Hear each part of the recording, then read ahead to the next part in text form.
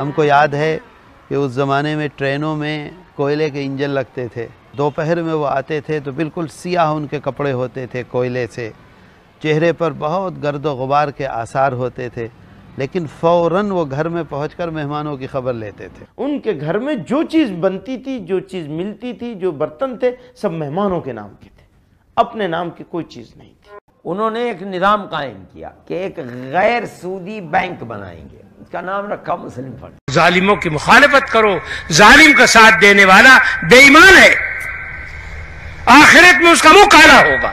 ہمارا مذہب ہمیں یہ حکم دیتا ہے کہ مظلوموں کی مدد کرو۔ آپ فدائے ملت امیر الہند ثانی، ہندوستانی مسلمانوں کے عظیم قائد شیخ الاسلام حضرت مولانا سید حسین احمد مدنی نور اللہ مرقدہ کے بڑے صاحبزادے و جانشین، جمعیت علماء ہند کے صدر اور دارالعلوم دیوبند کی مجلس شورا کے رکن رکین تھے۔ آپ کی ولادت 27 اپریل سن 1928 بروز جمعہ دیوبند میں ہوئی۔ آپ نے ابتدائی تعلیم اپنی والدہ ماجدہ سے حاصل کی، جو قابل رشک صفات کی حامل خاتون تھیں، جن کا انتقال سن 1936 ہی میں ہو گیا تھا۔ اس وقت آپ کی عمر صرف 9 سال تھی۔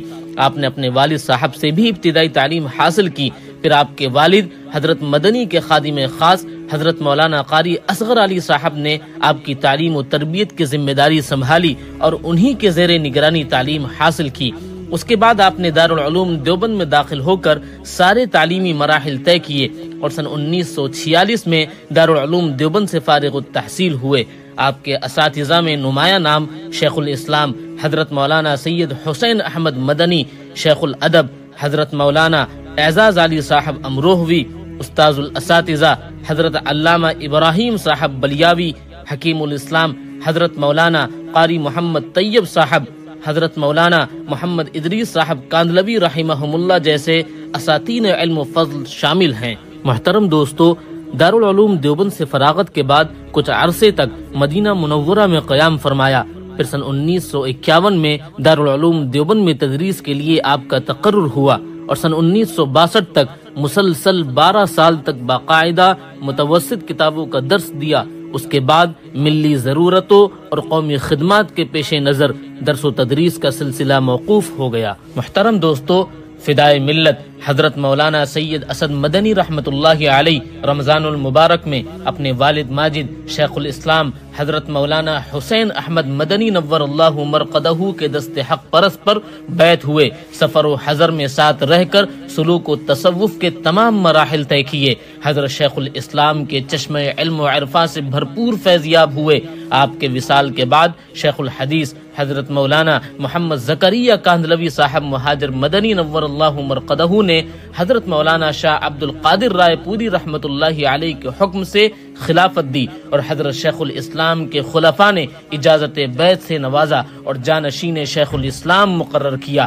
حضرت مولانا شاہ عبد القادر رائے پوری رحمت اللہ علیہ نے بھی خلعت خلافت سے سرفراز فرمایا۔ محترم دوستو، حضرت مولانا سید اسد مدنی رحمت اللہ علیہ کو اپریل سن 1956 میں جمعیت علماء دیوبند کا نائب صدر منتخب کیا گیا اور سن 1960 میں آپ کو جمعیت علماء اتر پردیش کا صدر منتخب کیا گیا اور سن 1963 کو حضرت مولانا سید فخر الدین مراد آبادی رحمت اللہ علیہ کے زیر صدارت میں آپ کو جمعیت علماء ہند کا ناظم عمومی بنایا گیا اور سن 1973 کو آپ کو جمعیت علماء ہند کا بالاتفاق صدر منتخب کیا گیا، جس پر تادم حیات فائز رہ کر ملک و ملت کے لیے عظیم خدمات انجام دیں، جن کا احاطہ دشوار ہے۔ سن 1968 میں راجیہ سبھا سے ممبر پارلیمنٹ منتخب ہوئے اور سن 1994 تک ممبر رہ کر پارلیمنٹ میں ملک و ملت کے تمام مسائل کی پوری جرأت و بے باکی کے ساتھ ترجمانی کی۔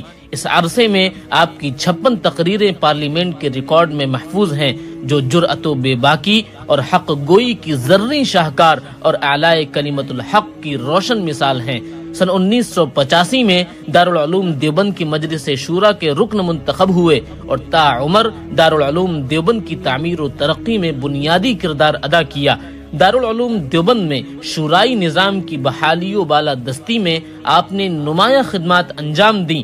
دارالعلوم دیوبند کی نشاط ثانیہ کے بعد اس کی تعلیمی تبلیغی خدمات کی توسیع و ترقی میں آپ کا بڑا ہاتھ تھا۔ محترم دوستو، آپ کی زندگی کا ایک اہم کارنامہ 2 نومبر سن 1986 کو کل ہند امارت شرعیہ ہند کا قیام ہے، جس کے اولین اجلاس منعقدہ سن 1986 میں محدث کبیر حضرت مولانا حبیب الرحمن صاحب اعظمی رحمۃ اللہ علیہ کو امیر الہند اور آپ کو نائب امیر الہند منتخب کیا گیا۔ سن 1992 میں امیر الہند حضرت مولانا حبیب الرحمن اعظمی رحمۃ اللہ علیہ کے انتقال کے بعد 9 مئی سن 1992 کے عظیم الشان نمائندہ اجلاس نے آپ کو امیر الہند منتخب کیا، جس پر تادم حیات فائز رہے اور دینی، قومی، ملی، سماجی، سیاسی اور معاشرتی خدمات انجام دیتے رہے۔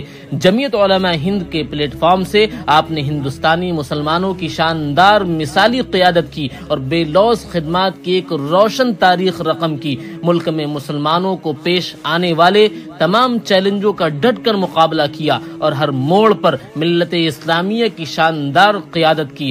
آزاد ہند میں مسلم اقلیت کی خدمات کے حوالے سے آپ کا نام تاریخ میں جلی حروف میں لکھا جائے گا۔ محترم دوستو، فدائے ملت حضرت مولانا سید اسد مدنی رحمت اللہ علیہ کو حرمین شریفین کے حاضری اور حج و زیارت کا والیانہ ذوق نصیب ہوا تھا اور اللہ تعالیٰ کی طرف سے اس کی قابل رشک توفیق بھی ملی۔ اس سعادت و خصوصیت میں بھی آپ اپنی مثال آپ تھے۔ 5 نومبر سن 2005 بروز شنبہ کو آپ ویل چیئر پر دارالعلوم دیوبند کی مسجد رشید سے دیوبند میں اپنے گھر واپس آ رہے تھے کہ اس سے پھسل گئے، جس کے نتیجے میں دماغ میں گہرا زخم آیا، دماغ کی رگیں ناکارہ ہو گئیں اور آپ مفلوج ہو گئے۔ نئی دہلی کے مشہور اپولو ہاسپٹل میں داخل کیے گئے، جہاں اعلیٰ سے اعلیٰ علاج ہوتا رہا، لیکن آپ مسلسل 3 ماہ تک بے ہوش رہے۔